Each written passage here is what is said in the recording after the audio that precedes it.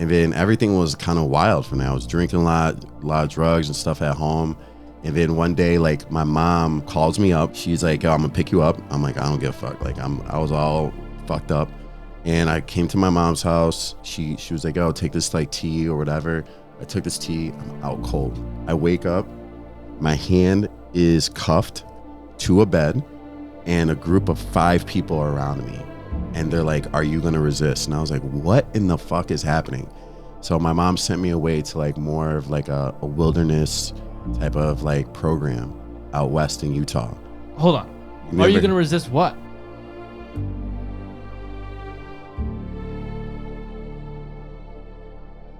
It's been a minute. It has been. Ladies and gentlemen, welcome back to the Jason Scalora Show. I think this is episode, God, I'm editing 2 right now, so 46, it's probably 47 or 48, something like that. Episode 48, here with Dale, the man himself. Christ, where do we even start? So I have a bunch of questions written down. I want the audience to have a general overview on what you're about, but I also don't want to bore myself by hearing things I already know. So maybe we could find a middle ground and figure out things I don't know that I should know. All right. And that's where I think we're going to start. After we figure out, the audience figures out, how did we meet? What's your perspective? Oh, man. So we met from a bad business deal. Like, so me and your father were going to actually connect with some coaching for personal training and some more like life coaching stuff. And he asked me like, "Hey, like, my son's really involved in like fitness. Would you, definitely like, if he comes down, would you like show him some things and stuff?" I was like, "Yeah, of course." And it's something that like I truly like value, especially, my grandfather was all about, keep your word. Your word's everything. And look where you are now. Right. And then like you called like a few weeks later, like, "Hey, can I come down?" I was like, "All right, man, damn." I'm like, all right, I gotta live up to my word though. I was It's a soft spot. This fucking high school kid. Right. I was like, "Oh man, all right, bet. Come on, let's do this." Yeah. So from my perspective, it was like that anger, that first anger spark, and a lot of guys go through it. It's like you're so resentful for your parents, especially usually your parents, usually whoever you were connected with your most, because something happens, that you think is catastrophic. That's fucking not, and it's usually just everyday life. And that's what happened to me. I was super pissed, right? And that's when I kicked my shit into gear, and my life just went from like 0 to 60, and like that, acceleration phase of personal development when you're starting to just, make your bed and do the basic shit that you're supposed to do. That's like you're kicked into gear. And at that same time, I was really looking for guidance, and like I knew that I wasn't gonna stop, but I didn't know what to do. I didn't know how to carry myself. My ego was out of whack. Mm-hmm. You could definitely smell that out the second I came, but it was one of the most pivotal relationships that I had. It was you and that guy before I was talking about, that chiropractor, Steve. You two were really those pivotal characters in my development in terms of really getting me from, okay, there's a fired up kid. He's got a lot of energy. He's got a desire to be better, and whatever that means, let's kind of facilitate that and massage that into one direction so that you're on the path that is actually going to help you become the best version of you, not just some angry kid working out like a maniac. Let's see if we can facilitate some growth in the right directions here. And you and Steve did a really good job in doing that. And it manifested itself in, I don't know how, was it once or twice a week I would come up? Yep. I mean, I remember at the time, nobody believed that I was doing that, which made my ego feel really good because I was like, yeah, you fuckers, you don't even understand. But that, that's ego. But when would we meet? Like 5? Would I be there at 5? Yeah, it would be at 5:30. Yeah. You would join me, my boy Tommy. Like he would come join at times. Yeah. But it was actually it was a weird time in my life too, because I was going. I just left more of a comfortable 9 to 5. I just got into a new spot. Going through some custody stuff with my son's mother and everything like that. And I really got into like Tony during that time too. And I was going to events, right? And I started I all in. Yeah. And so I was just, sharing everything from that. And like, that's where, things started changing in my life too. So that's crazy. Because actually right before I started seeing you, that was like the only, it was David Goggins and Tony Robbins, like period. That was it. And then Jordan Peterson kind of got introduced a little bit after, but it was like Tony Robbins, David Goggins, that was it. My ears were filled. I remember my freshman year of college, I didn't allow myself to listen to music unless I was lifting. Yeah. And that was it. It was just like podcast, seminar, like obsessively learning. Like, and I mean, granted, it's a little like stupid. You don't need to be that obsessed to learn. Like most of what you're going to learn is by doing. But to me, it was like, that's all I wanted to do. I just wanted to get better. And going and working out with you at, you know, I was waking up at, I was like either like, it was probably like 4. You were driving. Yeah. Cause I was driving 45 minutes to you, and then I would drive another 45 minutes to class, right? Because I would go to you, and then I'd have my 8 a.m. So, and again, it was just that process of like, I think above all else, because I could get the information from learning it from, you know, whether it's Tony or whatever, it was the understanding that I'm separating myself from the pack. Like, it's that constant repetition of like, nobody's doing this. Nobody's doing this. Nobody's doing this. Nobody's doing this. There's a reason why there's only 3 of us in the gym at that time. Yeah. And so the understanding that when I go there in the morning and when I remain consistent and you still every single time, like I'm thinking about it, I'm like, he's going to get that text in the morning. He's going to be like, damn, he's back at it. He's back at it. He's back at it. And a lot of that, yes, is ego, but that's that fire that I needed to get myself to go there. So that's a long way around telling you thank you for that whole period of my life. It really, like, I really appreciate it. Like it's been extremely pivotal. It's been the framework of where I've come. All the what has been 4 years.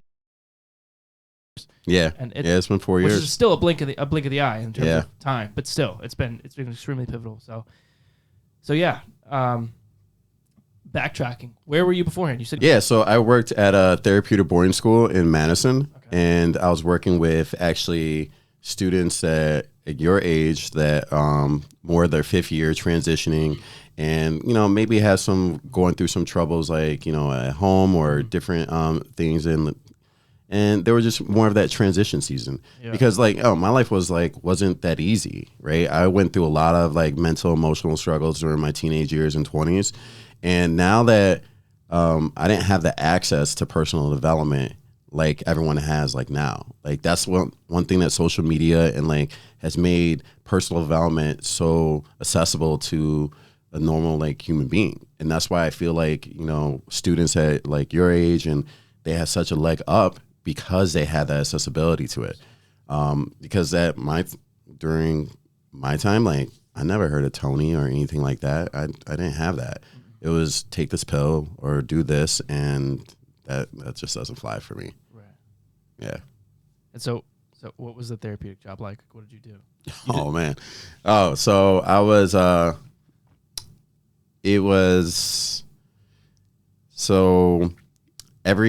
during the day, like I was taking students to like Gateway and helping them with some of their classes and stuff. And then every Tuesday and Thursday evening, it was more of like a night staff like type of duty. So either like activities, stuff like that, and then every other weekend. So I was working like minimum 65, 70 hours during the week. And then if I had the weekend, it was definitely longer. Yeah. And it was definitely a grind. Taught me a lot. Some relationships were great. Some were, it is what it is. And that's it. Interesting. So was it like that was its own company, or were you just like contracted? Yeah, it's its own company. Like it's its own school. It's a private school in Madison. Okay. It's called the Grove School. It's its own company. They do the. I think I've heard you talk about it. But yeah. Interesting. Yeah. The actually, I went there as a kid, and so the owners of the school, when I came back to Connecticut, I started training them, and then when the time of my split with my son's mother, I had nothing. Right. And the owner of the school was like, kind of like, during that time, he was my guardian angel, man. He was like, Dale, I had someone just quit on me. I need help.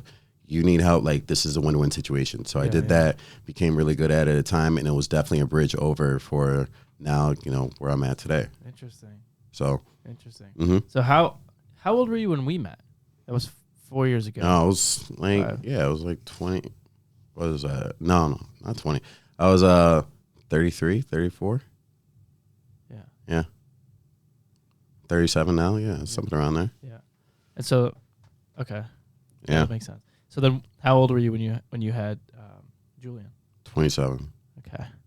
Yeah. And so I'm just trying to get the timeline right. So you have the 9-to-5 job. Oh, so you had the 9-to-5 job when you had Julian?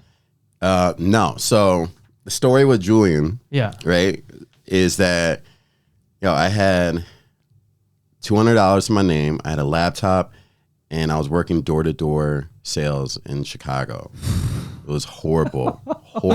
Fighting for like 120 a day, like trying to get $120, like that was the goal, right? And I found out I was gonna have this kid, and I was like, dude, like what in the hell am I gonna do? I had 3 classes left in school.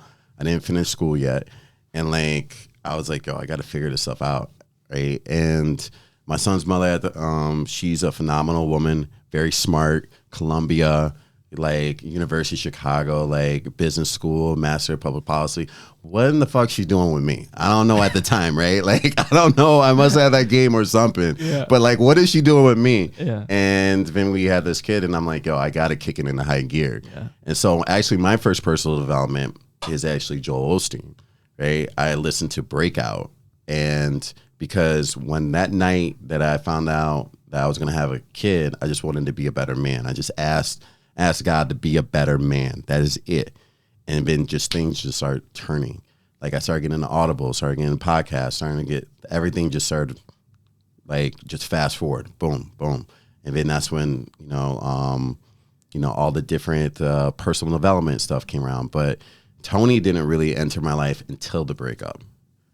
Right? Actually, Lewis Howes was in my life before then. Interesting. Yeah. Really? Yeah. Lewis Howes, Brendan Bouchard. Like, I went to Summon of Greatness in 2017. That was my first event. Really? Yeah. Yeah. Me and Lewis were like this. Like, I was like into Lewis Howes, like, big time. Wow. Yeah. He's my first, like, true, like, personal development, if you want to say, like, guru. Damn. But it was Joel Osteen and Lewis Howes. Wow. Interesting. Yeah. And so Tony didn't enter the picture till after. Yeah, until after. Wow. Right. So I was like already in it, and then someone was like, "Oh, you need to listen to Tony." Yeah. And then all the relationship stuff like hit me. Yeah. And so it was actually 2017, that Christmas time was the first time I didn't have Julian with me, which hurt like crazy, right? Like, and I thought I was my ego kicked in. I was like, I'm gonna stay here in Connecticut, no family, nothing. I'm gonna do Christmas by myself. Dude, I fucking went on a bender. Like, I went on a 3-day bender, just drinking scotch like crazy, like drunk as fuck during the whole time. And then I was like, I'm watching I'm Not Your Guru, like crying, like, and drinking at the same time. And then that's when like my Tony kicked in, and I was just all in on Tony. Wow. Holy shit. Mm-hmm. Interesting. 2018 UPW. Yeah. And then we met probably a little bit after that. Yeah. 2019. Yeah. And then Date with Destiny, Business Mastery. Yeah.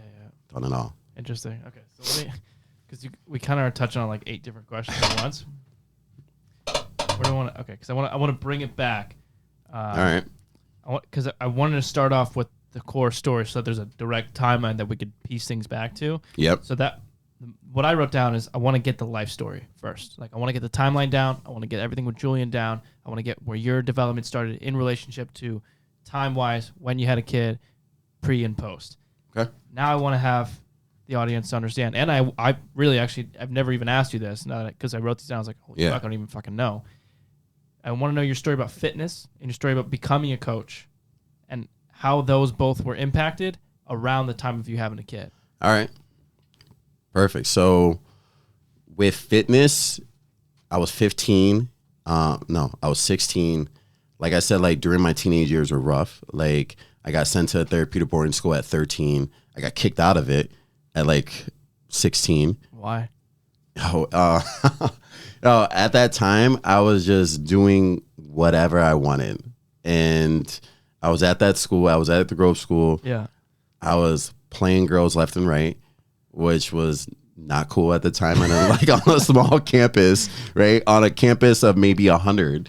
Like, you can't have like 3 or 5 girls and 100, like no, that's just that's like, all. You burn every bridge. I'm burning every bridge. Yeah. And it was, actually, it was one day we actually do like group therapy, and all of them were in the same like group therapy, and with the head of school, Richard Trorney at the time, and all I remember is coming out and I hear, Dale, and then, like he's screaming at me, and I was just like, yo, fucking put me on the first flight, man. Oh. And he was like, all right, and we decided, like, put me on the flight.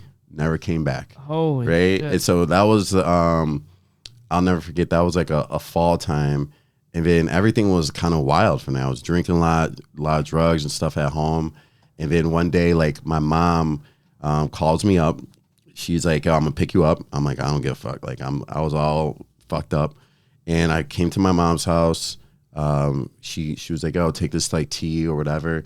I took this tea. I'm out cold. I wake up.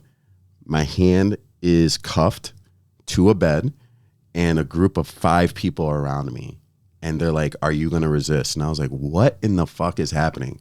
So my mom sent me away to like more of like a wilderness type of like program out west in Utah. Hold on.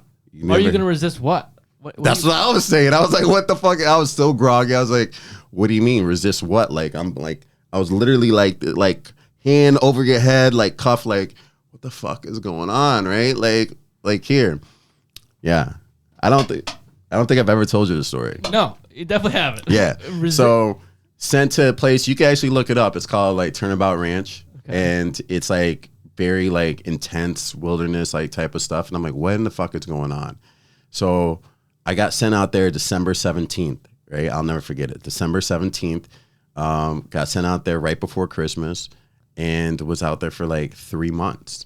And that's when like life like changed, because I was like, dude, like I could be in prison. I could be like shit. Like luckily, like my mom had the oversight to like see what the road I was going down and how bad it was, and made a hard decision to put me in someone else's hands instead of being like, oh, I can do this by myself. It's my kid.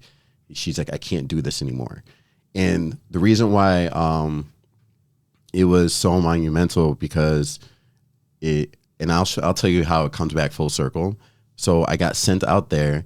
I go through the one program. My parents haven't decided how they're going to like bring me back home. So they sent me to another place out there. And so I'm at this other place doing the same thing. It's intense, but I got a little bit of schooling. I'm doing that. And that's when I learned how to lift. Right. Interesting. So this guy, I don't remember his name, but he was 6'6", right?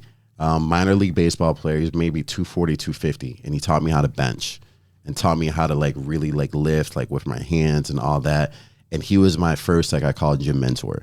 Right, he just taught me how to lift, the initial lifts. It was great. How old were you? I was basically 16, 17 at the time. Okay. Yeah. And so that's when like things like changed. I went from like 150 to 175 to 175 to like 185, 190, like during that time. Like I got like, it was good. I came home, finished school, did all that. And then, but it's like college, right? And college was like very confusing time for me because I didn't have true like vision, and I was scared about what I want to do in life, and that's why I love like how personal development is accessible to like every kid now, because if this was in my life earlier, it would have made a huge difference. Right. And so, I was, really just letting life pass me by. I was drinking a lot. I would drink heavily every week, purposely wake up on Sunday early, because I was so like, if I was hungover the whole day, then I would be able to sleep that night, because I had so much anxiety about the week that I could not sleep. And so anxiety about what? Just life, man. Like, what the fuck am I gonna do? Yeah. I don't want to do this school shit. Yeah. Like, I don't fucking care about school. Like, I don't want to do this. What am I really going to do? What job is like here? What am I going to do here? And so I think a lot of kids go through that. Yeah. Yeah. And that's why you got to focus on skills instead of like actual, like, here's your destination or where you need to go, or like here. I always tell you that, like, it's skills before anything. If someone would have just said, hey, let's get you to be a communications major because that's a skill that you will need later on, and just focus on the skill development, then I would have probably been doing like what I do way before that. Right. And honestly, like one of my boys, Brent, he does a lot of content stuff for Guaranteed Rate, like in Chicago. He was begging me to do YouTube before it was even hot. Interesting. Before it was hot, man. I was like, she was like, Dale, you love the fitness. Like that was always my thing. Yeah. Like you got to do this. And I was like, nah, man, I don't know what I'm doing. And he does like a lot of video. He's done stuff for, Jansport, NFL Films. He's done a lot of things. Wow. I'll never forget it. It was it was one time in college, some people broke into his house, right? Took everything, took the laptop, took like all the equipment, like everything. And he was like, man, like, can you help me out? I was like, yeah, like, so I went and got him like some Chipotle, came over while the cops were over. He's like, dude, man, like they stole my weed too. I can't even like talk about it, man. They stole everything, man. Like, I don't even know what to do. He's like, and then one day, like a couple of days after, he came home from some calculus stuff. He's like, I'm done with this. I'm going to just shoot video from now on. And he's been doing it ever since. Holy shit. Ever since. That was like early, like maybe late 2000s. That's the time to get in too. Yeah. And so, but from there with fitness, it was, my sister was getting married and if she was getting married in St. Thomas, and I wanted to be like jacked during this time. And I went, my second fitness mentor, Pastor Mose Carter, right? Huge, like 5'9", 275. Shredded, bro. Shredded. Pastor, like, I'm like, bro, these shirts don't even fit you. But he taught me how to really do mind-muscle connection, like with lifts. Like we would do 20-minute lifts. That's it. So Fast, boom, bodybuilding, boom. heavy stuff. Yeah, supersets, done. Yep. Done. Not even heavyweight, just like boom, get after it, done. Yep. Done. Keep it moving.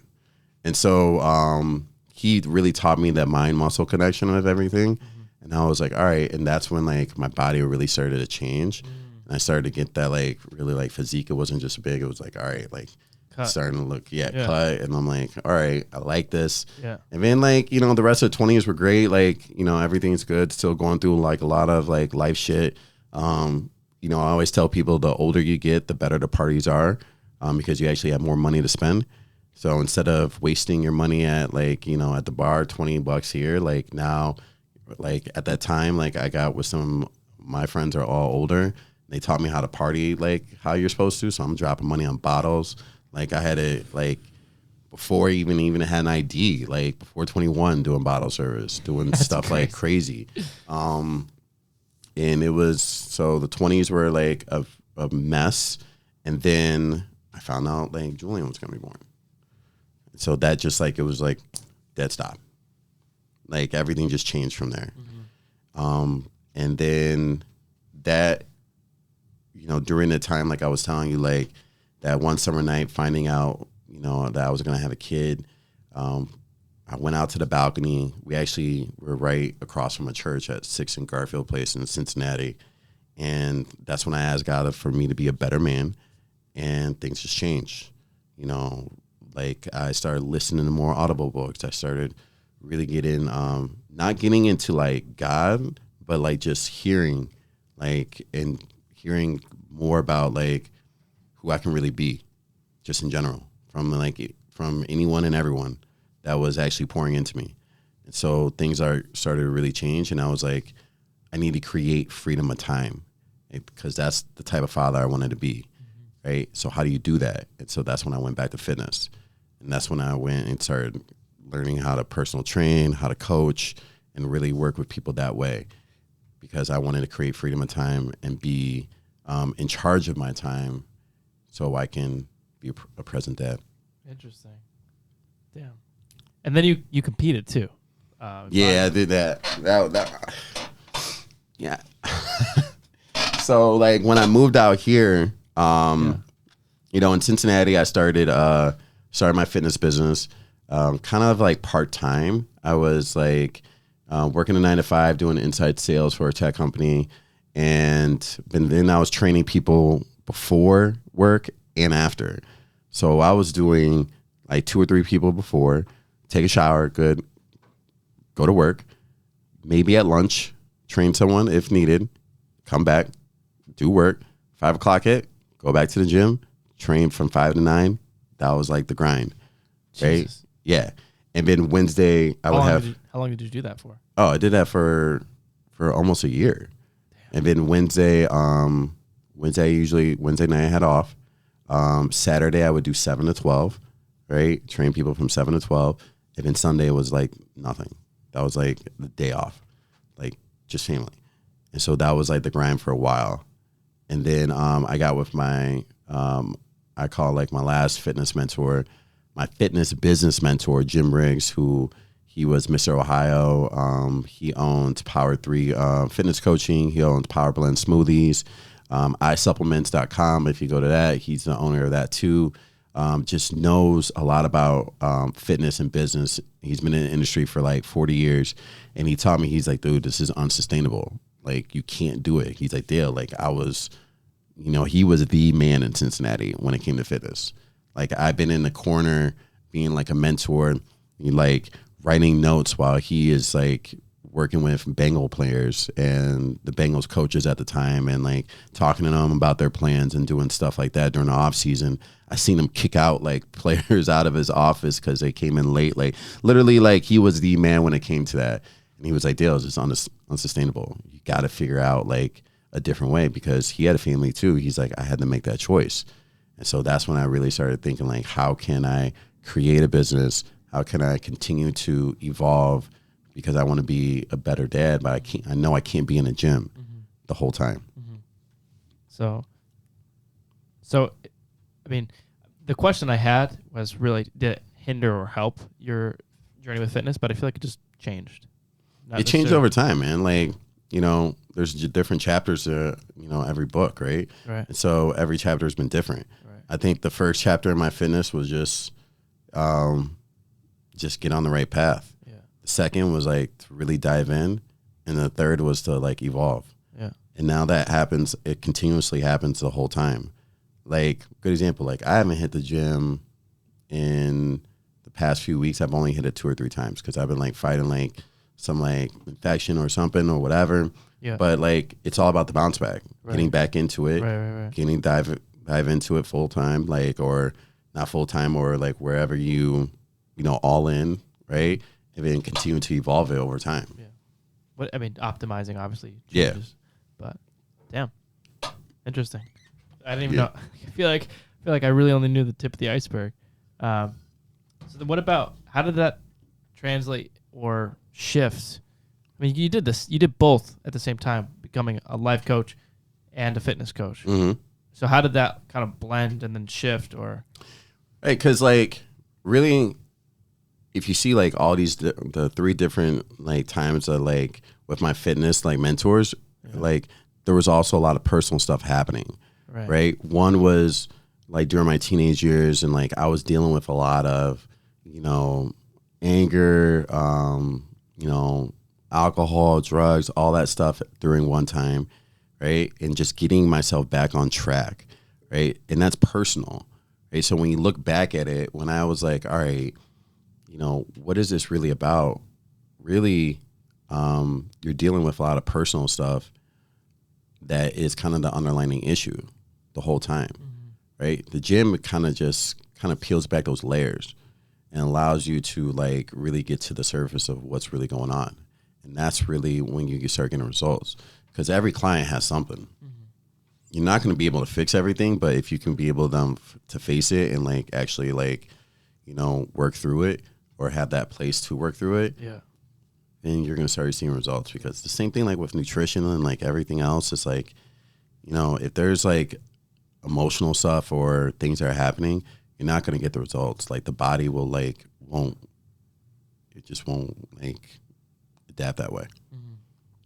What do you mean specifically?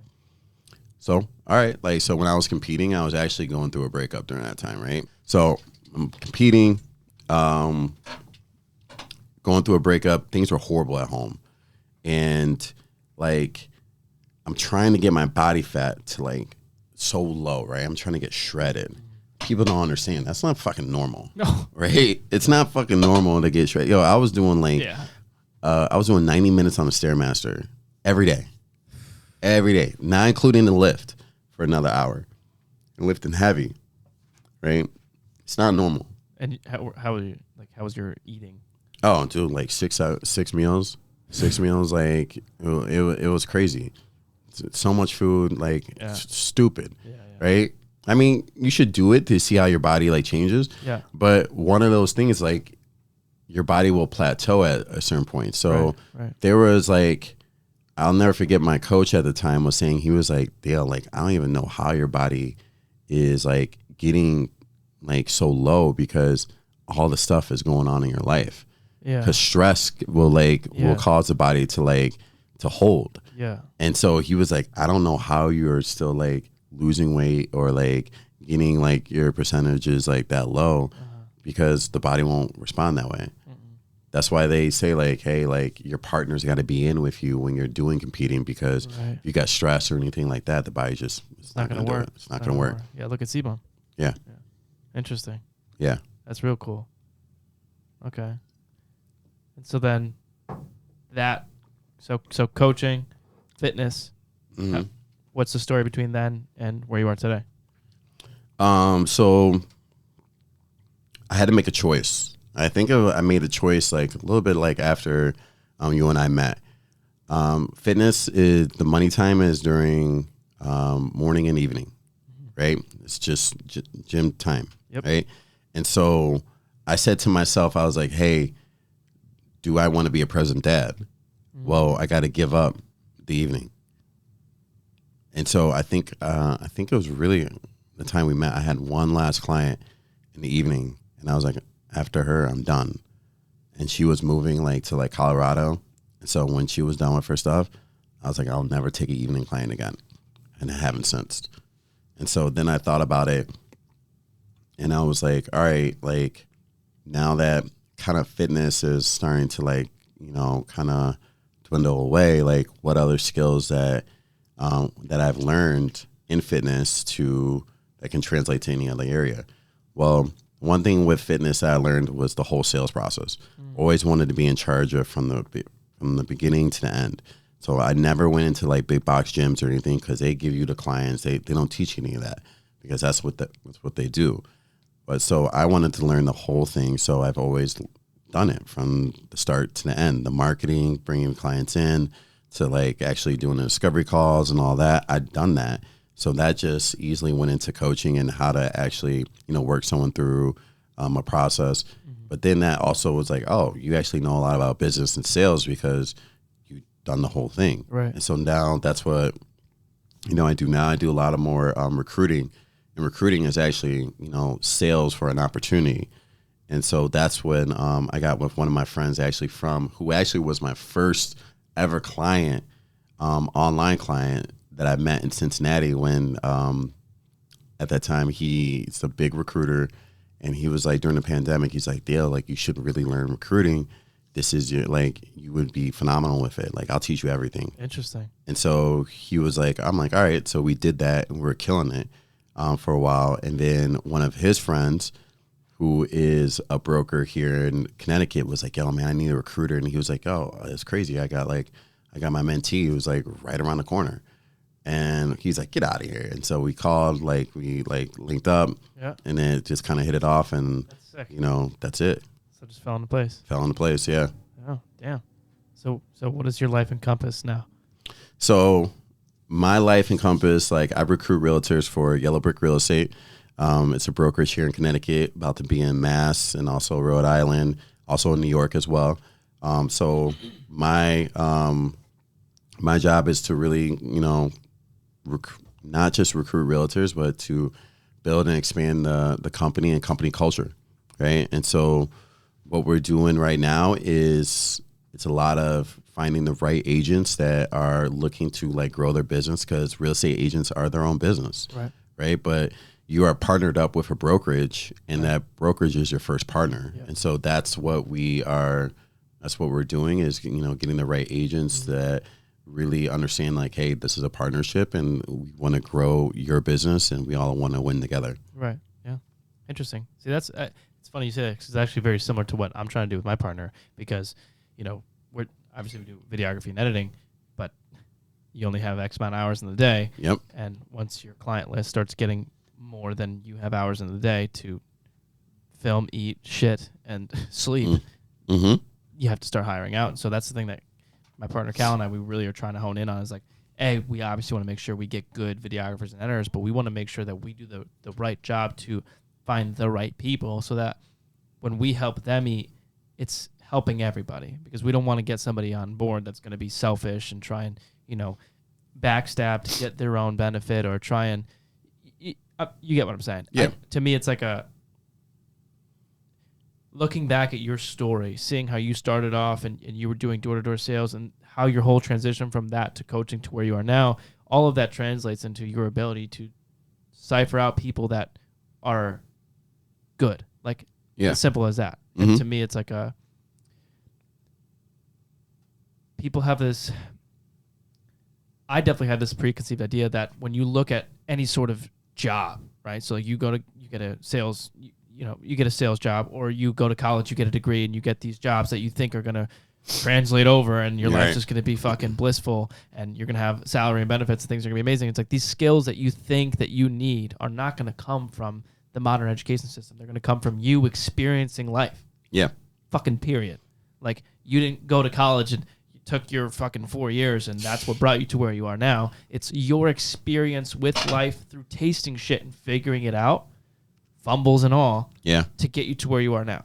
Yeah. And so to me, it's like it's a good reinforcing message to me of like, I could just fucking breathe. Yeah. You know what I mean? It's all good. Like, do shit and things will work out. Like, it's really that simple. For sure. Dude, it took me 8 years to finish school. Yeah. Like, and honestly, like, if I had to do it all over again, would I do it? Yes. But would I have done it at the same time? No. Right? I probably had taken a couple years off. Kind of got focused in here. Mm-hmm. I definitely believe you need that piece of paper, but the piece of paper shows that you are committed. Yeah. It's commitment. Yeah. Because once I finished that last class and cried like a baby in the fucking car, dude. I cried like a baby, dude. I was so happy.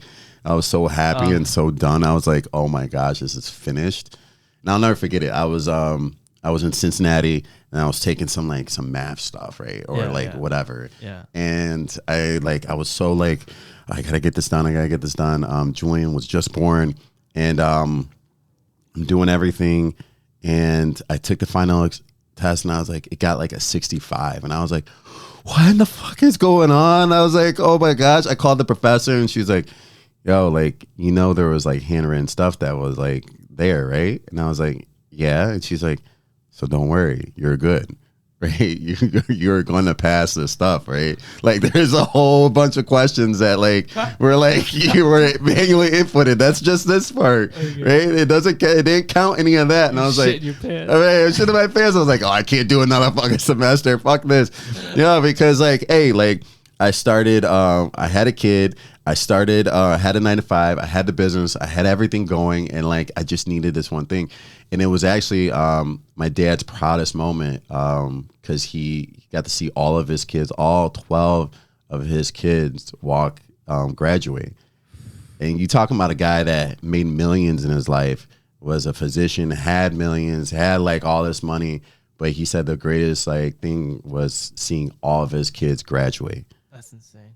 All of his kids graduate. So you had 11 siblings? Yeah, I got 11 siblings, all older too. All got opinions too. And I hope they see this, right? They all got opinions. They all got their shit. They all got their, like, everyone's got drama. Like, everyone's got their stuff. It's a big soap opera, man, like, at times. So, how was growing up with 11 siblings? Well, we're all, like, spaced out. So, right. I have older siblings that actually have kids that are older than me, right? So, that's awkward. Right. So you're their uncle. Yeah, like legit. You're younger than them. Yeah, like legit. Right. So I went to I'm a freshman in college. I went to my niece's wedding in Columbus. Okay. Right. And I'm like, I'm walking down. I'm like, you gotta put me in the front. And they're like, what do you mean? Like, who the fuck are you? I'm like, I'm the uncle. And this dude looks at me. He's like, oh, you crazy? Like, who are you? I never met you. Like, no. I'm like, I'm the uncle. Put me in the front. And he's like, I'm like, sis. And like, they're like, yeah. And they look at me and he was like, what the fuck? Yeah, what the fuck is this? I was like, in the front, right? Like, it's all good. I I got one of my nephews is a couple years younger than me, and we actually go out, like we used to go out and party and stuff in like Chicago, and he would call me uncle at like 23. Oh my God, that was the worst shit ever. Yo, can you imagine like you're macking with this chick, like you're doing all of this. He's like, yo, uncle. I'm like, yo, just call me cousin or something. Like, you can't do this, right? Dale's good. Right. Like, yeah, don't call me like Uncle Dale. Like, this is just weird, right? Like, but That's so funny. Nah, like I got a bunch of nieces and nephews. Julian is the last grandson, and like it's actually kind of crazy. His birthday reverse is actually the date of my dad passing too. So it's really like kind of trippy. But yeah, but going back to like school and commitment, it just shows the commitment to getting something done. But you don't necessarily need to have it, right? Like it's just committing it, 100%, right? 100%. That's it.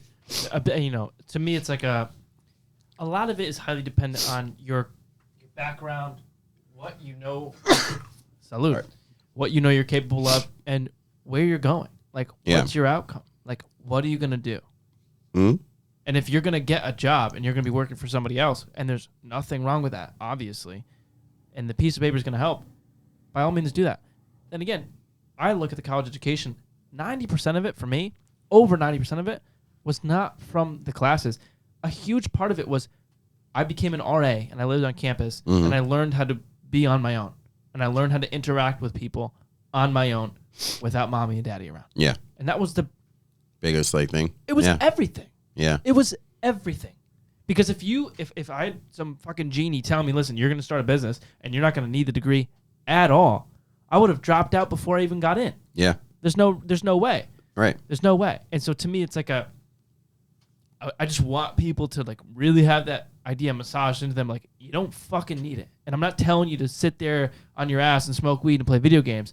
But if you can be more proactive with your education, which is life education, then do that. Yeah. So we say something in Yellow Brick, we call it the 3 M's, right? Which is make, manage, and multiply, right? And you have to be that in the sweet spot of all 3, right? But first you have to learn how to make. You have to learn how to earn. You have to learn how to develop your skills. Like you need to do all that work. And that's really what your 20s is really about. Right. Like learning those skills and developing those over time. So you get to that point where you're actually managing either, first of all, you're managing yourself and your systems and getting that all those processes in the, creating that to be efficient for yourself. And then later on you multiply. And that's how businesses actually work, right? First, it's all about sales and marketing, right? Then you're developing the systems to be efficient. Then you start multiplying and like hiring people or bringing people in when everything is good from there. So if someone was like, hey, what would you have done differently? I would focused more on sales and like marketing, like all through my 20s. I would have gotten like super good at that. Luckily, like it kind of fell into my lap. I like, had to do door to door and like learn how to hear no. And like now, like I do my sales calls. I do all that. I know how to talk to people like face to face. That's always been like my bread and butter too. So being able to do that. And then now it's just like developing the systems and processes behind to make it efficient. And then you multiply. Everyone wants to multiply. Yeah. Because that's sexy. Yeah, let's do this investing thing. Let's do this. Let's multiply. Yeah. But shit, if you don't have anything else in place, like you're just gonna lose it. It's gonna lose it all. Yeah. That's it. Yeah. Interesting. Interesting. Cool. Jesus. What you got? I got a million things, but I want to see where I want to go next. Yo, this is like I did in the African American Studies class. I did an interview with my dad. Yeah. And that was like one of like the most impactful things like ever. Really? Oh yeah. Why? Yeah. He told me stories that he's never told anybody. Interesting. Yeah. Like we like old school, like, sat down, like, my guy, Brant came in, did the video and everything. Yeah. And actually that, the laptop that he took, that was like, the video was on that. Oh. No one know. I should reach out to that professor and see if she still has that. Cause no one has that video anymore. No one has it. It's just me and him, like still having like the memories of the stories and stuff. And I was like, I tell like siblings like, what the hell? I'm like, yeah, we did like a whole hour and a half, like 2 hours because they're like, oh, interview like a family or like blah, blah, blah. Oh, you're doing it up. Yeah. Damn. Yeah. That's mad cool. Yeah. Interesting. Before the podcast and stuff. Before it was hot. Before the game, yeah. Yeah, before it was hot. First mover, Dale over here. I want to know when did you ever face things like, I mean, obviously these are normal, but I'm saying like, what was your experience like when you really started getting your shit together? Did you get pushback? Because if you're living a certain life and then you decide, especially when Julian's born, no more, like things are fucking changing. Obviously not like you're turning yourself 100% around and now I'm just a fucking man. But like when you really start to get your shit together, did you hit any pushback with friends, with family, with everyone? It's still pushback. So check this out, right? I was always the wild, crazy kid. I do what I want. I partied when I want. When I met Julian, I used to always not met Julian. When I had Julian, before I had him, I was always drinking, smoking, all that. But when I found out I was gonna have a boy, I said, I'm done smoking cigarettes. I'm done smoking, and I haven't smoked since. It's been over 10 years. Haven't smoked since. Right? Everything good. Like changes. Actually, today is like the 3-year of me not drinking. Interesting. Right? And my family still fucking questions it. Of course. I'm like, are you fucking kidding me? They're like, yo, you haven't had a beer? Like, nothing? No. Like, so they still like, you know, people are going to always try to put you in their little box. Right. And you know the people that love you and care for you, if they never ever put you in a box. Right. They just have you in your space and let you evolve. And that's what you do with the core people around you, because everyone's going to change and evolve. There's people in your life for a reason, a season, and a lifetime. And seasons can go on for years, but lifetime is all about evolving. Mm-hmm. Right? And so that lifetime friendship and bond is about evolving. Right. If you are with people that evolve over time and you can continue to evolve, then that's a bond that can never be broken. And so my boy Brett, I've known that dude since 10 years old. I mean, we don't talk every day. We don't do nothing like that, but we allow each other to be ourselves. That's my dude. He knows if anything shit hit the fan, he calls me. It'll be there. Actually, some shit hit the fan at Tony when I was at the Tony event. I came out. And like we talked for hours, like, you know, whatever. They had to handle this shit like throughout that weekend. But he knew like I always got his back, and it's because we allow each other to evolve. Mm-hmm. He's been with me through a hard shit. I've been with him through hard shit. That's how it rolls. How's your perspective changed? Just about like just life, or how's your perspective changed on your relationships, intimate or not, after realizing that you're going to get pushback, like learning that lesson, and you're still learning it obviously today, yeah. But how has your perspective changed on who you actually really want to keep keep around? It's hard because like, good example, like I have one brother I haven't spoke to in like a couple years, and like, that's hard. And this brother, like we were very, very close, but stuff builds over time that allows things to like really build a wall. And people don't understand it. It's like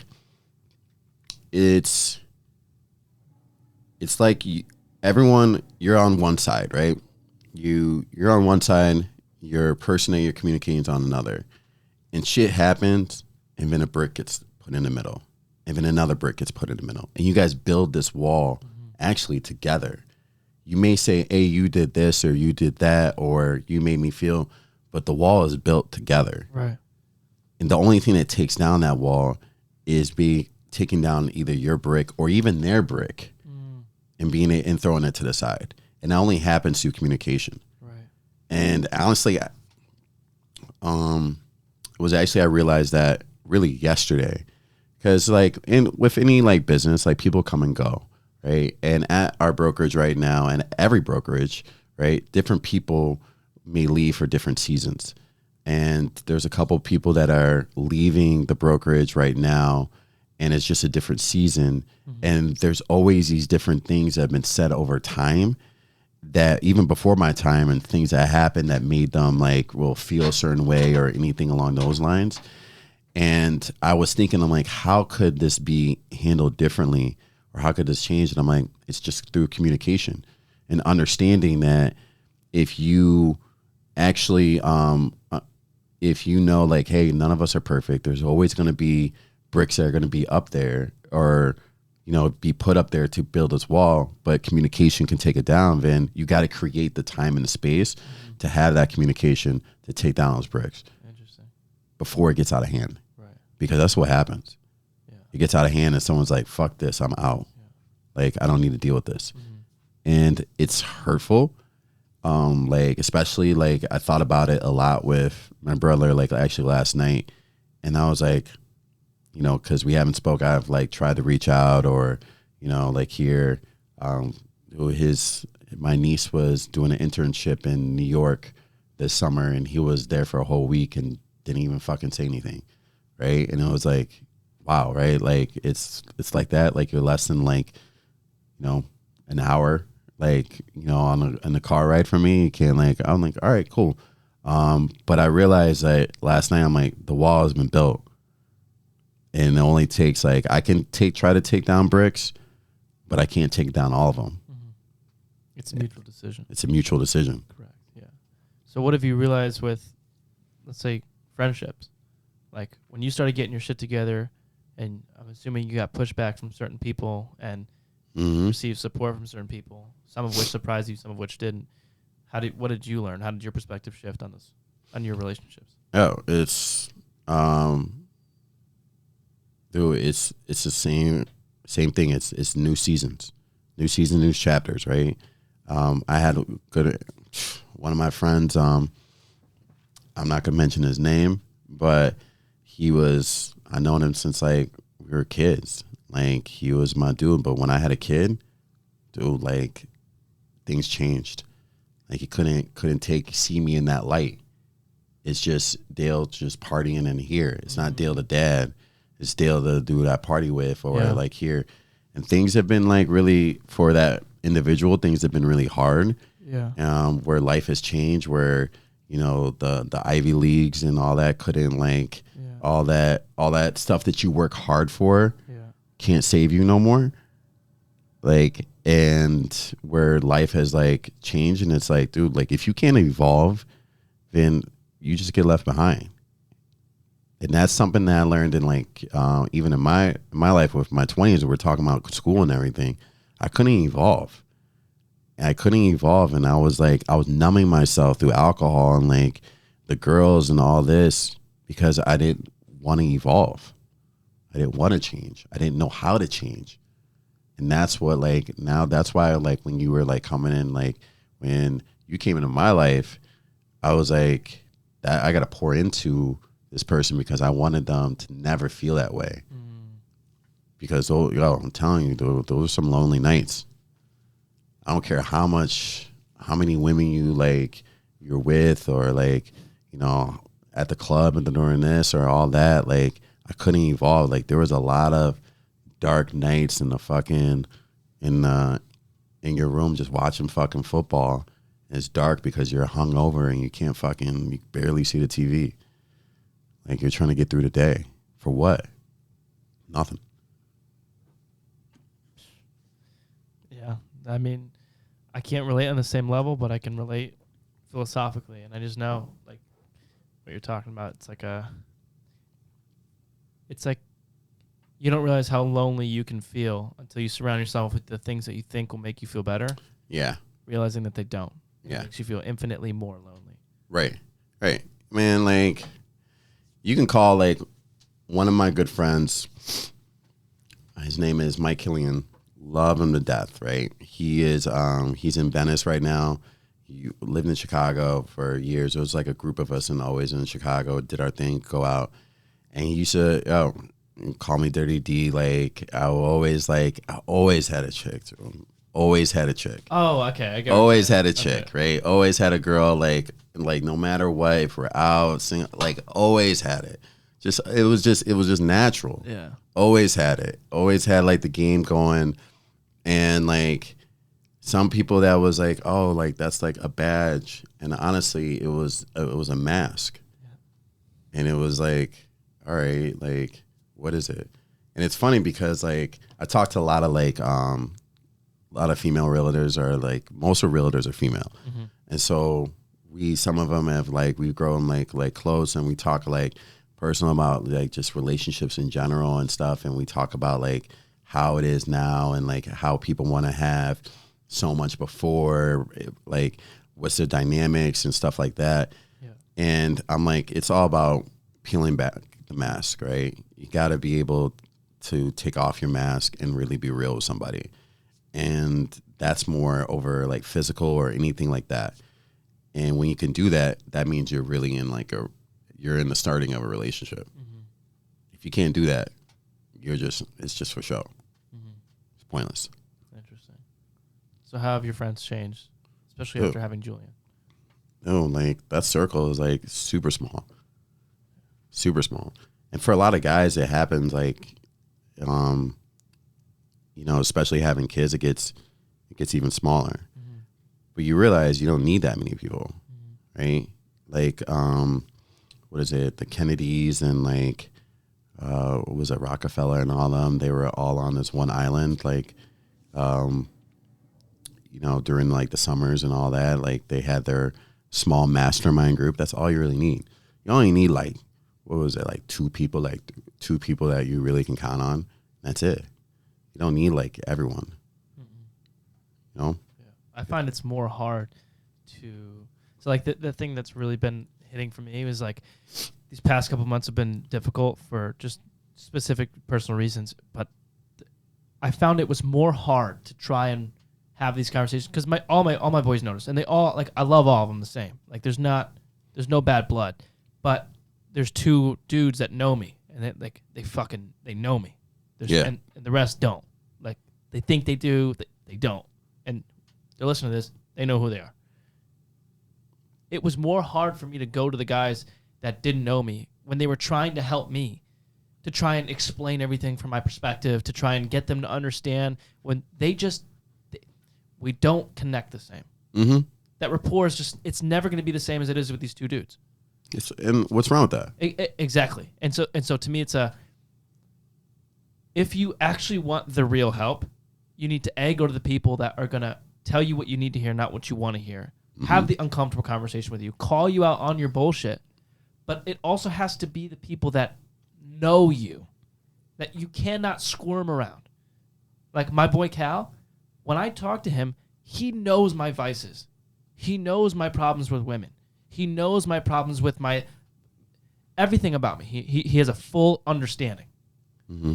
If I go to anybody else, it's not going to be the same because there's no context. And so to me, it's if you decide that you're going to hang around 1 million people and you're going to have this big circle of friends, you have to understand that you're giving up that tight-knit small circle that will actually facilitate the real growth, because there's no real growth with surface-level bullshit. Yeah, and no one cares. No one cares about like surface level bullshit when it comes down to the end. I don't talk to anyone from college, dude. Anyone. I don't talk to anyone from high school.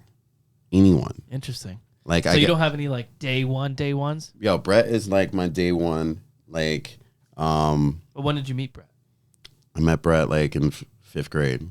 Oh shit. Yeah. Oh, that's right. Okay, you're right. Yeah, you're right. He's like my day one. And there's a crew from like, I guess like we didn't go to the same school though. We didn't go to like, we did, and then I went to like different boarding schools and all that.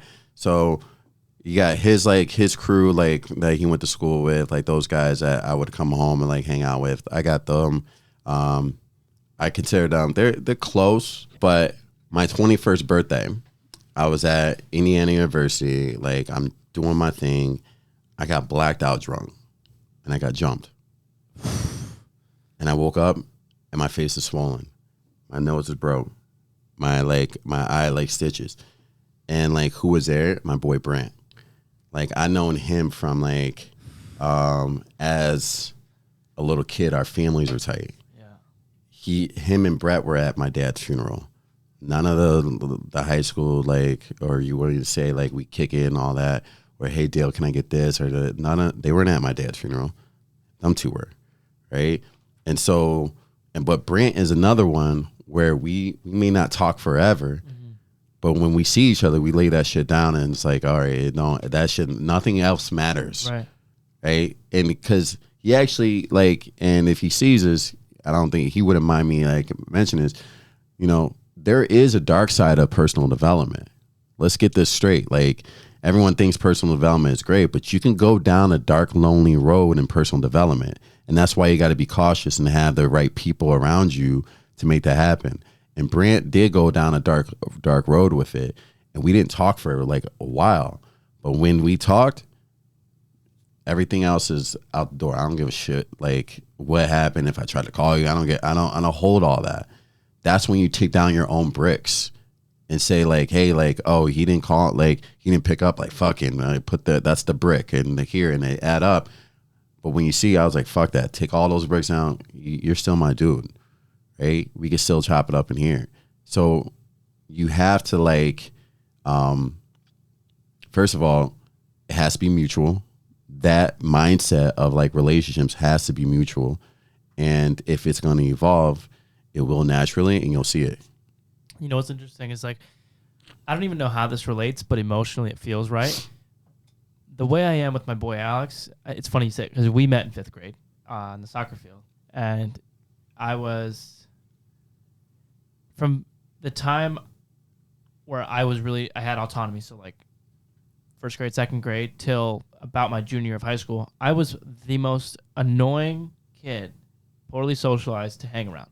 I wasn't bullied, but I was just, if anything, I was the bully. And I just wasn't, I was not a fucking pleasant human being to be around. Like, It was very evident. I was always not invited to shit. There was always group chats without me. There was always pick up basketball and let's try and make sure Jay can't find out, even though he lives around the corner. And I was always pointing the finger and blaming everybody else. And like, that was my life. And the only person that stuck that through was my boy Alex. Period. Just him. Yeah. Nobody else. Like, nobody else. And so when people, like, Alex and I have had this thing since I can remember. We are going to be each other's best man at each other's wedding. It's always been, like, we always joked about it, but we always knew that. Like, since before middle school, like, we always knew that. And so there was this pact together of, like, it doesn't matter how shitty, like, most of the blame is on me. Like, it doesn't matter how shitty I got. It doesn't matter how immature I was. It doesn't matter the fucked up shit that I said or did, or the time when we got in a fist fight in his front yard and like, shit was in flames. Like, a day or two later, we were good. Yeah. And it was always that way. And we never allowed those bricks to be piled up so far to the point where, A, we weren't going to have the humility to admit our flaws, but B, we were going to decide that it doesn't matter what the fuck happens. We're going to figure this shit out. That's the true bond that I'm never going to, I can't be closer to anybody ever in my entire life. Yeah. Because of that. And to me, it's like I don't value anything higher than that. Yeah. And it's throughout the personal development journey, like the dark side, like you were talking about, like, he's been my guy. Like, he's always been my guy. And I can't imagine what it would be like if I didn't have that person. Right. There's a hierarchy in life, just in general, right? In different areas, like different industries, there's a hierarchy. And it's the same thing with your friends, right? Like, there's the people that are super close to you that, like, you don't need to, like, from day one, that will have your back. You won't talk for like a year or 2 years and you don't even forget it. There's some people that are by your side every single day that are like your chief of staff, if you want to say, and you go through all the, like, troubles with and everything. And then there's other people that are just, like, are just at different levels. And there's levels to this shit. There's levels to this shit all the time. People don't get it. I have a quick question. Do you have any friends that are like, and this is really just a personal question, do you have any friends that are like certain friends for certain aspects of your life? Oh yeah. Like that you don't fuck with, that, like, sometimes, like, you realize you're getting a little too close with them, and, like, your relationship with them is turning multidimensional when you don't want it to. Like, yeah. Like, okay. Yeah. But, like, you obviously don't bring those, like, don't say names, but, like, no. What are those relations? Like, is it like a business, a fitness? Yeah, money, there's one person now that like I only go to money questions about, and like it's first of all it's his expertise, but also like we've built that like trust and relationship where that's like it's always the money questions here. Yeah, I firmly believe in that because like that's how successful presidents, that's how they operate. Right. Like if you look at just like our presidents in the past like 50, 60 years, you could see the successful ones and not successful. You could see based off their cabinet and how they delegate and allow people to grow in their positions who's successful. I learned that in school. We did like a thing about Nixon and Eisenhower and like in the poli sci and talking about executive. And that was one of the things they like showed. Nixon only had like 2 people that he went to everything about, and it was just them 3, right? Eisenhower just allowed people to do his cabinet and allowed people to handle their business in their vertical. And that's what you do if you're going to allow people to really, first of all, if you want to really succeed, they say if you want to go fast, go by yourself. But if you want to go far, you grab a team. And so it's the same in life, right? So if your relationships, if you want to go far in your relationships, you section out like what is key to your life, have those key relationships in those areas, and just build from there and, kind of let everything just be. Not tell one person everything, and that's it. I'm a firm believer in that. There ain't no one that knows everything. Interesting. Really? No one. Really? No one. I don't give a fuck. I don't give a fuck. Not like even your boy Brett? What? Not even your boy Brett? Nope. Why not? It's just hedging. It's what? It's hedging. It's hedging, like, like not allowing someone to have so much, know everything about you, so much power. Why not? It's just too much control, man. What if you meet your wife? What do you mean? I don't care. Don't you think it's vulnerability though? No, it's not vulnerability. Because my boy Alex knows literally everything. No, there's not vulnerability, man. Because like, do you think it's a personal choice or do you think it's a bad choice? It's a personal choice. Okay. But like, good example, I think with your wife, you have like, there's 100% trust, but she doesn't need to know everything that you go through. Oh, of course. So there's different battles that I go through that I'm not going to tell my significant other, period. Of course. Right. And they need to understand that. See, sometimes women want to know everything. And it's like, no, you're not supposed to know everything. Right. Chill out. I'm not supposed to know everything about you either. Right. Like, let's keep this real. Like, let's back up a little bit. Yeah, that's one of the problems I have. It's funny. My girlfriend asked me last night. She was like, I was fucking around with her. I don't even know. I was like making some stupid jokes. She was like, I think I was saying some corny pickup line. She's like, what pickup? Because she knows I was a fucking man slut throughout the past couple of years. And she was like, what pickup line did you use on women? And I'm like, you have created this vortex of bullshit because it doesn't matter what I tell you now, you're not going to be happy with the answer. Right. I'm like, you have set both of us up for failure and like a shitty 5-minute conversation. Like, we had a conversation. But the thing that I really admire about her is that we never lie to one another. But there are certain topics where we can say, listen, I will not lie to you if you ask me the question. I will give you the answer if you really want to know. But I think you should give yourself a couple hours to say and think about, do I really want to know the answer? Is it going to move the needle anywhere? Or is it just going to give me information that's going to spin around in my head and cause me to think and overthink and overthink? Yeah. And so to me, it's like... That's deep. But to me, it's like the relationship is always based on truth. And whether that's Alex or my girlfriend, it doesn't matter. It's based on the truth. And if they want to know something that's going to hurt their feelings, I will tell you it straight up. I just will also tell you, listen, I don't think it's going to advance anything except your anxiety. Right. But I will tell you the truth. And so you keep it honest and there's no white lies or black lies. It's just pure truth. But if you want to know, you can know. Yeah. That's deep. But so what's the difference between that and not telling? Like, because to me, I think maybe the way I view it is are you hiding things or are you just is it that? Yeah. So, our CEO at the brokerage, Alan Stewart Jr. says 3 things. Right? Does it need to be said? Right? Ask these 3 questions. Whenever you're like, in a relationship, does it need to be said? Does it need to be said by you? and does it need to be said now? Right? You got to ask yourself those 3 questions. Like, so does it need to be said? No. Does it need to be said now? No. Or does it need to be said by you? Like, I like ask myself those 3 questions. Like, you know, like, come on, like, I just think like, I just believe in like the different roles that everyone has. Right. Just also male and female, like different in different battles, different struggles. And so I just hold some things that I'm like, oh, you just don't need to know. Interesting. Yeah, because like, I just don't. I'm just not with it. That's fair. No, listen, Yeah. I respect. There's also the aspect of you have 15 years on me, so there's a lot more. Like, and especially over these next 15 years, it's going to be really pivotal for me in learning about how to maintain relationships, what things people need to know, and what things they really have no fucking business knowing. Yeah, I think like also like, you know, you're not on anyone's timeline really, right? And so like good example, like, you know, oh, your life should be here, here, here. That's just those what ifs is just that's what really like hurts you. And so like, and that's what like social media can do to you. It's like, oh, I should be here right now, or I should be doing this, or my life should be here. You know, I should be doing this and successful here. Like, no, like you're on your own timeline. You're on your own race, right? Do your race. That's it. Don't worry about anyone else. Right. So how did you reconcile that with your relationship? Obviously, like keep it as personal or unpersonal as you'd like, but how did you reconcile that philosophy with your ex-girlfriend or Julian's mom? We just were on two different races.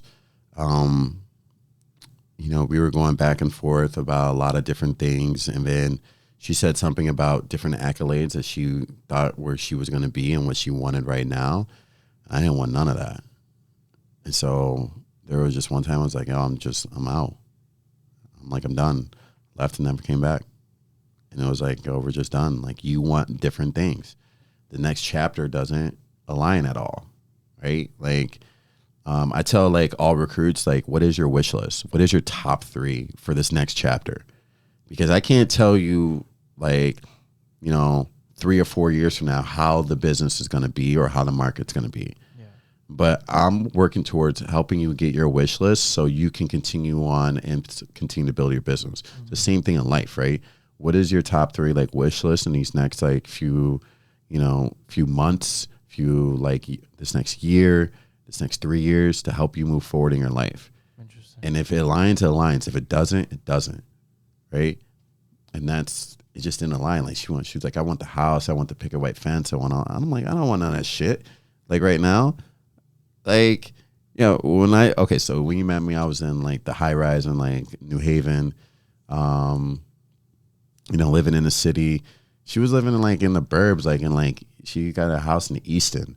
Man, there ain't no fucking stoplight in there, like in that town. Like there's nothing out there, right? I never want to be out there like right now. Like that's just not the season I'm at. Right. Right. You spend like some people will spend $500,000 on a house like out in the burbs. I don't want that life right now.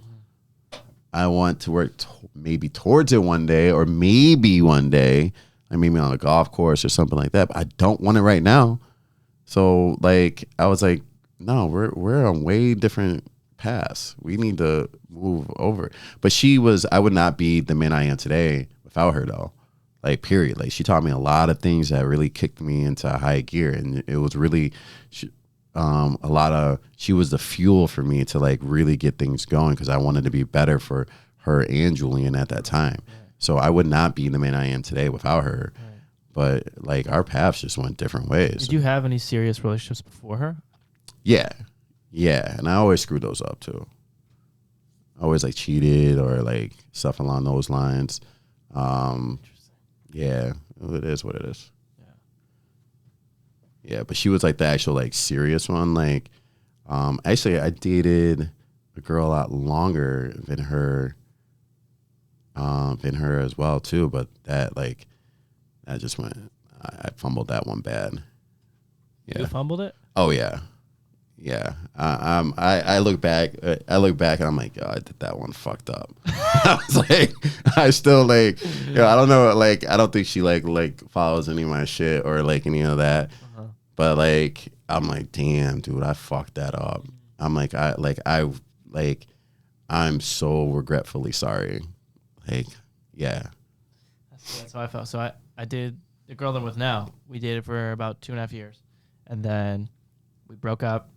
And 90% of the problems that we had were because of me and my problems with investing and like truly staying committed and like really being committed. And I don't mean like going off and cheating. I mean like being emotionally invested, like being present, like fucking caring, like as simple as that.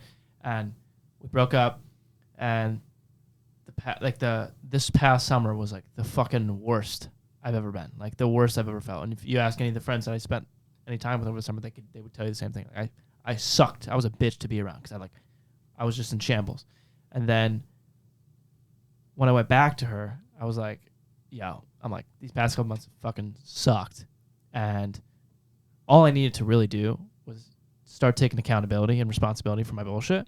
And I knew it was the right decision to get back together with her when I told her. I was like, listen, can we just try and figure things out or at least have a conversation? And she had told me, she's like, listen, like, I moved on. And she was good. Like, she was fucking good. Like, she wasn't distraught. She wasn't texting me. Like, when we broke up, she moved on. She was fucking rock solid. And she wasn't going around fucking other dudes, partying, drinking, doing stupid shit. She wasn't going trying to seek attention, posting ass pics on her Snap story. Like, she was fucking rock solid, moving on, head down, grinding, getting her shit together. And she wasn't vocalizing it to anybody. She wasn't being petty with any of my friends. She, like, fucking, like, straight up, like, the best way to make your ex jealous by just, like, not to make me jealous, but to just fucking do her. And the second I found out, like, she had moved on because she was good being by herself because that's who she is, I was like, fuck, I need you around. And it was just like that. I was like, I need to get my shit together. Yeah. And now things are flourishing. They're way fucking better. And to me, it's a testament to, if you wouldn't be okay alone, you should never get into that relationship. We shouldn't get into a relationship with anybody if you're not okay with just you. Because if you're not okay with just you, when you latch on to somebody else, you're latching the fuck on. You're going to bitch about when they go out to a club or if they're wearing something or if they're texting somebody specific or whatever. And it's a whole different thing if you don't trust them. I'm going to ask you why the fuck you're in a relationship with somebody that you don't trust. But if you do trust them and you are latched onto them and you are trying to control them, you need to ask yourself why. The reality is because you aren't okay alone. The reason I say this is because I wanted to ask you, like, how have you experienced that? Because I'm sure you've experienced that in various different ways. Yeah. How has that manifested itself in your life, especially with having a relationship with somebody that you're not with, but you have a child with? Now, like, that relationship, the co-parenting relationship, is completely different. That is now changed drastically. Like, like there's certain parameters, like legal stuff that, that's involved too. But, we were just going through basically like a 5-year kind of custody battle that didn't go my way at all, right? It's something that I don't wish on any man at all to go through this situation. Actually, I'm gonna start writing my like second book, which is Oh Shit, I'm a Single Dad, that actually helps you navigate this, because there's a lot that's going on. You have the legal system, you have the relationship part of it, where we're talking about the co-parenting relationship part. What about relationships with your other significant other? There's a lot of different stuff that's happening all in one time, that these past 5 years, that like, I'm like, damn, like this has been like deep and very emotional. But I say for his mom, like our relationship, I think right now a lot of the battle and, bumping, like going at it, is done. And now it's really about, like you said, like kind of allowing yourself to kind of heal and give time so you can actually, what do you want this to actually be? What do you want this relationship to look like? Like, I got to deal with you. Yes. Like, now we're basically, Julian's going to be 10 in March. we're on the back half of like to 18. We got 8 more years that I got to fucking deal with you.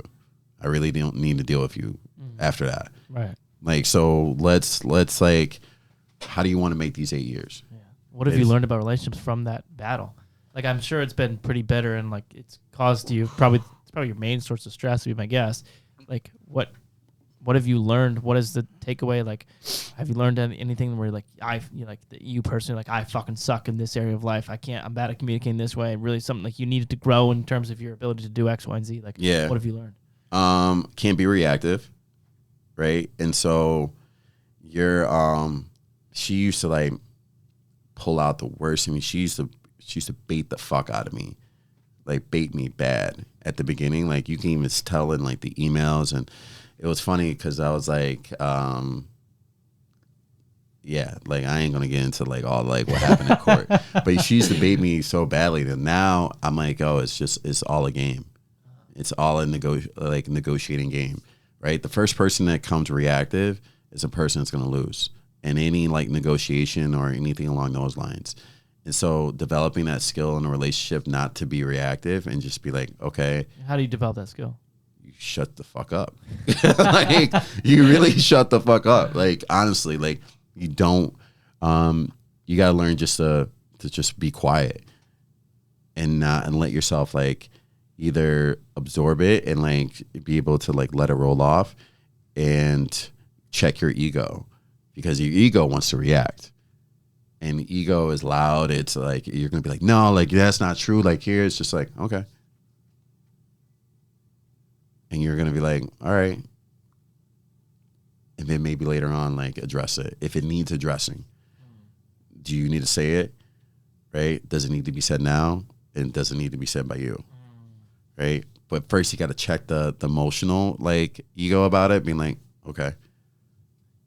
So my problem, let's get your 2 cents on this, is when there's conflict, I get too fucking, I don't even say stoic, because I don't like true. If you're too stoic, there's no such thing as being too stoic, because real stoicism is always the answer, at least in my view.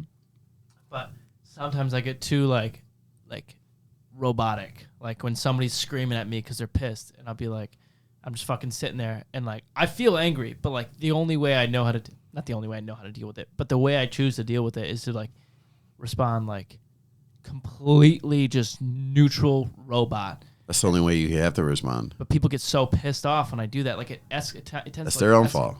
That's their own fault. Okay. Like, that's their own shit. Because like, what do you want me to do? You want me to fight you? Like, like what do you want? Yeah. Like, what do you want? I used to be that same way too. But like, and actually like, oh, I want you to like, you know, fight for me. I want you to, where's your emotion? Like, you know, I used to have girls like say that, and you know what I'm talking about? Where's your emotion? Like, here, it's like, you know, my emotion is like, I'm keeping my emotions in check. I think that's also about being a man and being a father. Like, it's a skill that you have to learn, because dads take a lot of shit. And especially in the US, dads take a lot of shit.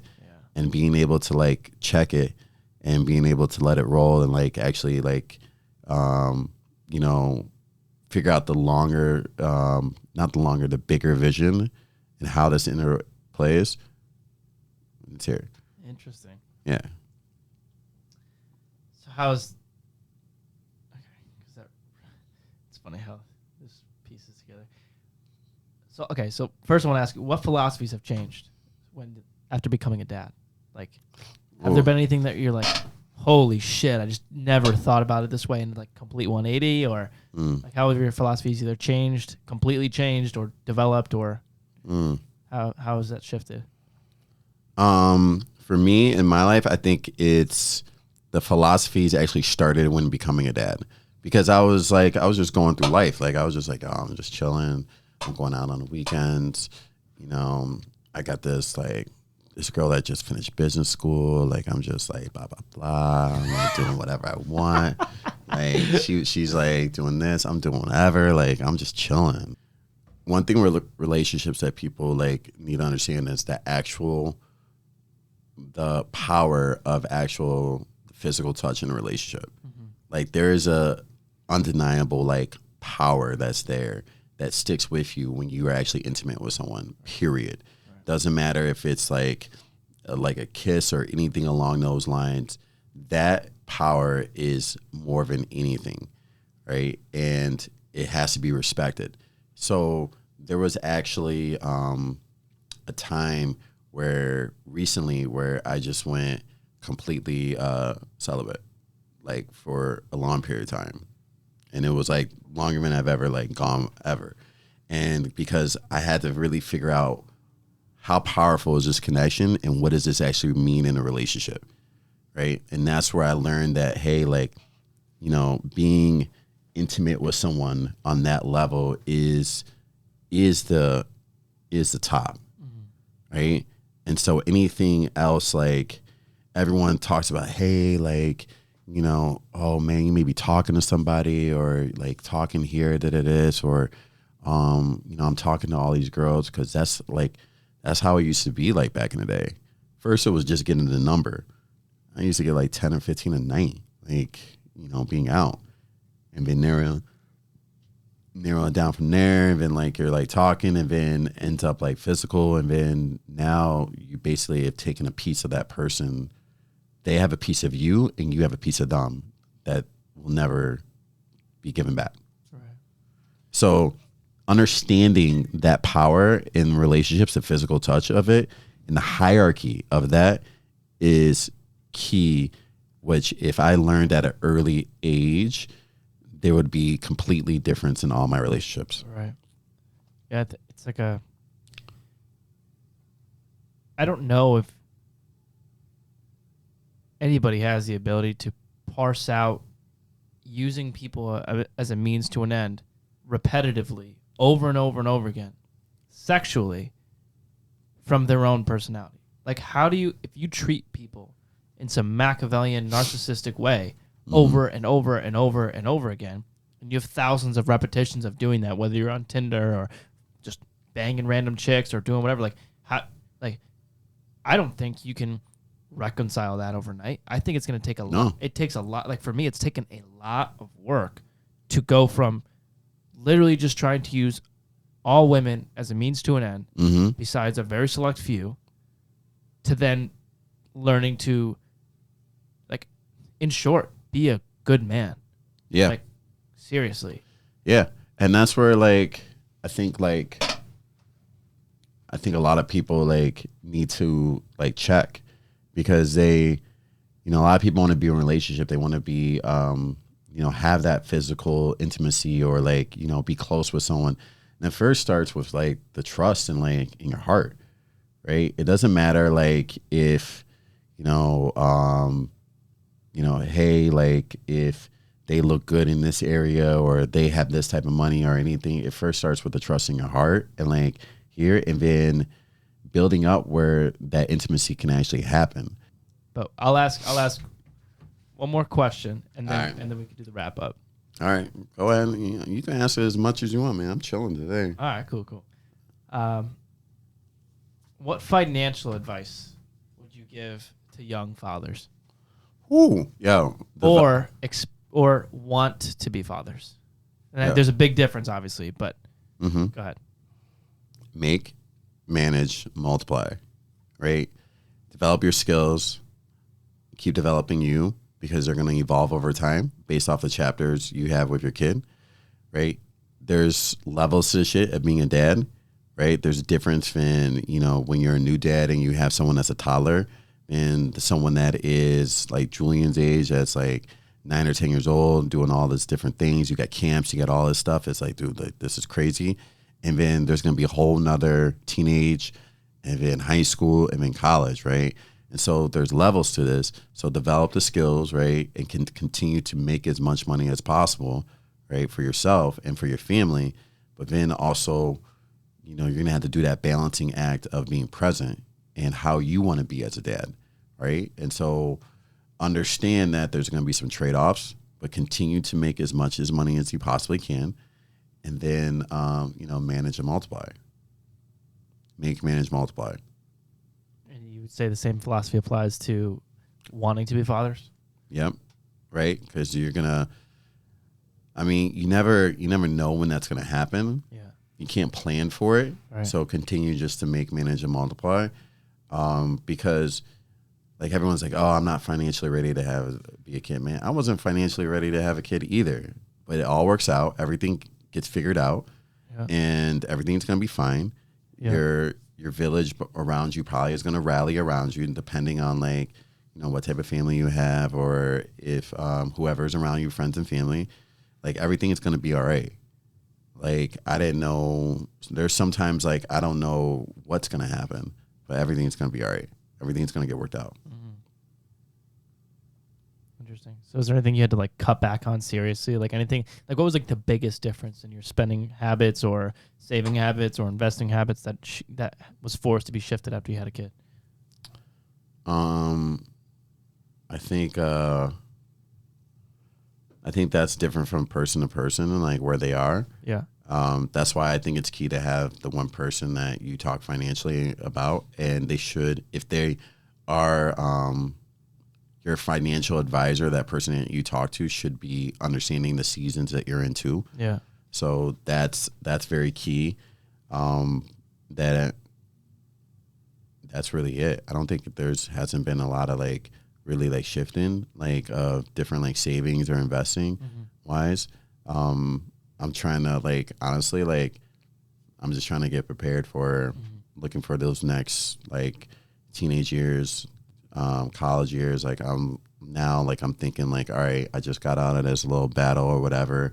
Now it's time to like figure out how can these like seasons be a little bit different. Yeah. Yeah. Cause he's, you know, I'm assuming you've noticed this already tremendously because now he's going to be 10, you said, right? Yeah. Yeah. It's like the big shift of, you know, you being his main, you know, partner in crime, you and his mom, to now friends, peers, teachers, right, other out groups. Yeah, and it's hard because I'm trying to balance that act of like I don't give a fuck what these kids think, right? And you shouldn't give a fuck what these kids think, but you have to be able to be socially like accepted, like, and you have to have social skills as well, right? So it's just a balance of like both. Because I'm telling him, I'm like, oh, he has a couple of problems with a couple of kids. I'm like, I don't give a fuck what that kid did to you. Yeah. Like, you got to worry about you. Right. But like, honestly, like for him, school is everything because it's a central focus. Right. But there's always a bigger vision. So what have been like some of the main things, maybe their problems, maybe their philosophies that have worked the best, maybe their philosophies that have not worked at all and crashed and burned, in terms of trying your best to socialize a kid when you're, you know, still trying to socialize yourself, essentially? Yeah. Shit, I don't even know. Probably like, you know, we do like have a central like, you know, church and like base there. He has his own community and like his own like, you know, tribe by himself. So allowing that to happen, but still like watching from the distance. Yeah. I think it's probably the only philosophy that I'm like kind of like using right now, is that I'm actively watching from the distance, but I'm like allowing him to like kind of do his own thing. Have you had any like have you heard of the philosophy of, not the philosophy, but I don't even know it's called the devouring mother. It's what it is, and it's very common, especially nowadays, where typically a mother will try to live vicariously through her kid, and through that she becomes a helicopter mom, solves all of her kids' problems for her. Like one of my friends growing up, his mom solved all his problems for him, all of them, no matter what happened. If he fucked up on the soccer field, or if someone called him a name at school, like she was calling up their parents, she was, you know, going and resolving the issue, and he was behind her back hiding. Yeah. And that was his life. Always growing up. Like that is how he lived. So he was completely disabled when he went into middle school and high school and had no idea how to fend for himself socially. And so he got torn apart. He got bullied like crazy. And like, of course you're going to get bullied like crazy. You have a mother that's quite literally disabling you and disabling your ability to fend for yourself, communicate with others, like to do the basic social things, because she wanted to live vicariously through you. How did you get to because like, I feel like it's way easier said than done. I don't have a kid. I don't fucking know. But I feel like it's way easier said than done. Like if you see Julian going through some shit, to not go and fucking like, I feel like if it's my kid, I'm going to want to go up to the parents and be like, tell your kid to stop being a fucking piece of shit. And like, you know what I mean? Like, how do you refrain yourself? And like, what has that journey been like for you? You know, his mother is a lot like that. of, she'll, message the principal or stuff like that's happening like right now. It's hard because it's it's like a 2 separate household. Yeah. Right. So when I get him, I have to like instill like confidence and instill like, the beliefs of like what I believe and what, he should be, but I can't control that other house and like what they do. So it's kind of a teetering act, right? That's why like I have him in jiu-jitsu. I have him in things. Coach Joe at jiu-jitsu at the Fight Club in Fairfield. He's great with kids. It's someone that I respect highly with kids, and I've worked with kids before. So I'm like, yo, I know it when I see it. When I see a good person, I'm like, no, this dude's got it. Yeah. And so I've allowed that kind of instill some of these like things that I've been wanting to as well, and watch from the distance with that, and kind of trust in my faith in the village around me. Interesting. Mm-hmm. How have you had to navigate? Like, what have been some like maybe you can keep it general issues with like other parents or other? Nah, I don't do. I think other parents are like afraid of me. I'm dead. Yeah, because they don't talk to me. Right, like the parents at school. I think also his mom has like sabotaged that, like with his friends and everything. They don't talk. Interesting. Like, come on, like me. I'm at every event, everything, Yeah. and the fact that like his friends, like parents, don't come to me. I'm like, yeah, there's stuff that's already been told, and which like it is what it is. Like can't control it. Yeah, can't control it. But like now that we have like jujitsu is like involved, like a lot of his friends, other friends from school, they come to jujitsu, and like one of a lot of my coworkers their kids go to jujitsu too, so they see like the whole vibe, they see the feel, so they like I think they just know that some of it's BS and like just allow it to be. I don't really deal with parents. If I see my kid getting bullied, like, and another kid, I may give that parent a look if they're not going to jump in. But I haven't really like experienced that too much. Interesting. Yeah. Well, has there been anything like you've consciously tried to instill in Julian that's like maybe been like 1 or 2 things that you're like, listen, like maybe you were fucked up in this way, or maybe like you wish you had this, or maybe that was something that was like you're so glad you had it and you really want to instill that in Julian. Yeah. Like what are those things? We read our I am statements, like who we are, like as a child of God and everything. So like I'm confident, like just instilling like these like principles about you that no one can take from you. Like so he reads that all the time. We've been doing that since he's been like 5. Like actually 4 or 5. Like since he's been able to read, we like read that stuff like Joel Osteen, like his I am statements. Power I am. Damn. That's really cool. Yeah. Interesting. And how do you think you've done? Oh, and we still do it. No, I'm saying like broad bird's eye view. Like I think he is heavily influenced like through his environment and who the people around him. So I think it's an uphill battle, but I think he's starting to learn also. Like every man needs to be around his dad at some point. Yeah. They may not like it, but every man needs to be around his dad and understand. So I think it's getting to that point where he wants to be around me and like live around me. So it's just a matter of time, and just got to get your house in order to make that happen. Interesting. Yeah. Create a safe space where he wants to come to you rather than trying to force him in. Yeah. Interesting. Interesting. Now that's where I'm at. Do you have any friends? Like, do you have a lot of friends that don't have kids or no? I got friends that I like both ways. Yeah. What's the biggest difference between you and them, or between like groups of people, like parents and non-parents that are around your age? The going out lifestyle. Interesting. Yeah. Yeah, still going out, still doing that. But do you think it's a byproduct of something else? Like, no, I just think it depends on like the life and the industry that they're in. Some people just still like go out and do their thing. Some people focus their time with the kids, and that's it. Some people just focus everything on their kids, and it's like, what the fuck are you doing? Yeah. Simple. Okay. Yeah. Gotta keep it simple. Yeah. You have a tendency to do that. I feel like I have a tendency to do the opposite. Well, maybe that's got to change. It definitely does. I think it's a yin and yang. Like but I feel like a lot of guys run into this too with personal development. Of like, you learn so much about how to optimize everything to the point where you overdiagnose. Yeah. When shit's not a problem, you're like, but I know a way to fucking, you know what I mean? Like, it's like, no, maybe you just need to just relax and not call a problem because it's just not a problem until you decided to make it a problem. Right. So, yeah, cool. So we have a closing tradition. Okay. Me, on my singular podcast that gets no views and has a very minimal guests. But my closing tradition is a question.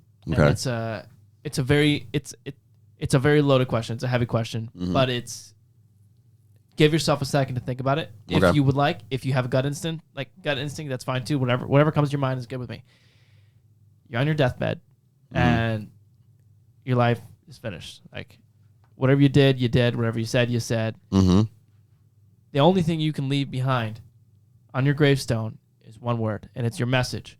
And there's no book, there's no podcast, there's no content, there's no nothing. Like they don't know shit about you. No one can know anything about you. Like none of your philosophies, nothing. There's just one word on your gravestone that everyone gets to look at and say, this is the lesson or the philosophy or anything. Like it's one word that you want on your stone for people to see. Like this is Dale.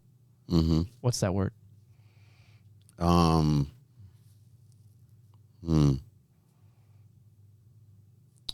Can only be one word? One word. Can be two words? One word. One word? One word.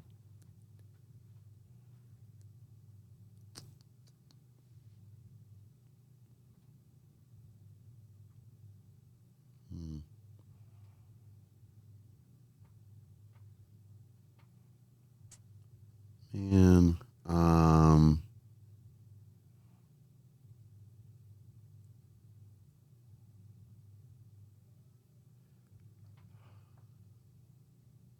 you know, before Julian, I was always so scared about what was next, right? Like, what was I going to do for work?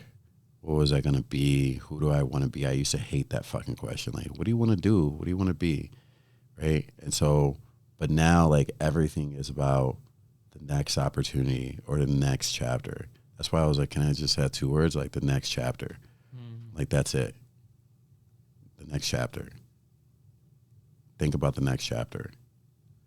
Right? You're in the middle of writing one chapter now, but you can actually dictate the next chapter. So you gave me two words. So fuck off.